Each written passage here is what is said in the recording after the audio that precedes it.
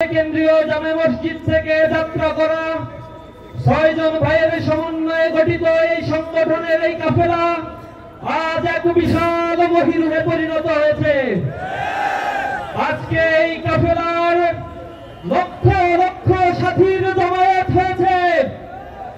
মেধা, মনন, যোগ্যতা, সততার, ন্যায় নিষ্ঠা প্রতিষ্ঠার এই চিরন্তন ছুটে চলা কাফেলা প্রতিটি ছাত্রের কর্ণ কুহুরে ইসলামের সুমহান পানি পৌঁছে দেওয়ার নিরন্তর চেষ্টায় অবনত রয়েছে।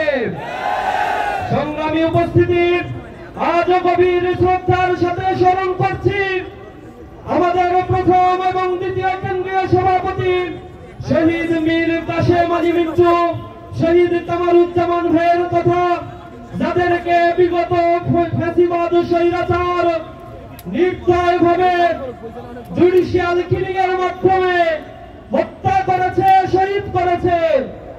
আজ আমরা বলতে চাই, এই শহীদের রক্ত কখনো বৃথা যায় না।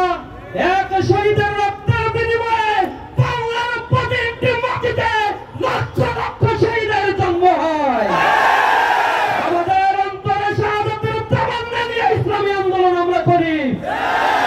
উপস্থিতি, আজ যদি কামারুজ্জামান, আজ যদি কাদের মোল্লা ভাইরা জীবিত থাকতো, মীর কাশেম আলী মিন্টু ভাইরা জীবিত থাকতো, এ শহীদের উত্তরসূরিদের থেকে তাদের চোখ ছলছল করে অশ্রু ঝরত। মহান রবের কাছে প্রার্থনা করি, রব তুমি তাদেরকে জান্নাতুল ফেরদাউসের মেহমান হিসেবে কবুল করে নাও। সংগ্রামী উপস্থিতি, আজ বাংলাদেশ এক নতুন সূর্যোদয় হয়েছে। জুলাই গণ অভ্যুত্থানের মধ্য দিয়ে হাজার হাজার ছাত্র জনতা তাদের রক্ত বিলিয়ে দিয়ে এ বাংলাদেশকে ফ্যাসিবাদ মুক্ত করেছে। তাদের চোখে স্বপ্ন ছিল এক বৈষম্যহীন চমৎকার একটি সুন্দর সমাজ গড়ার জন্য। আজ আমরা এ বাংলাদেশকে নতুন ভাবে সুন্দরভাবে গড়ে তোলার জন্য মেধা এবং সততার বিনির্মাণ করে আমরা সবার একটি ইনক্লুসিভ বাংলাদেশ গড়ে তুলব ইনশাআল্লাহ। এ বাংলাদেশ গঠনের ক্ষেত্রে যারাই প্রতিবন্ধকতা সৃষ্টি করবে, যারাই এখনো দুর্নীতি, সুদ, ঘুষ, জেনা, ব্যভিচারের রাস্তা বাছাই করবে, এ বাংলাদেশের তরুণ ছাত্র যুবক তাদেরকে আবার এই বাংলাদেশ থেকে বিতাড়িত করবে। আমরা দীপ্ত কণ্ঠে বলতে চাই, ইসলামী ছাত্র শিবির এই বাংলাদেশে ছিল বাতিলের রক্ত চক্ষু উপেক্ষা করে জুলুম, নির্যাতন আর শাহাদাতের পথ মারিয়ে ইসলামী ছাত্র শিবির নতুন বাংলাদেশ গড়ার স্বপ্নে এখনো বিভোর হয়ে আছে।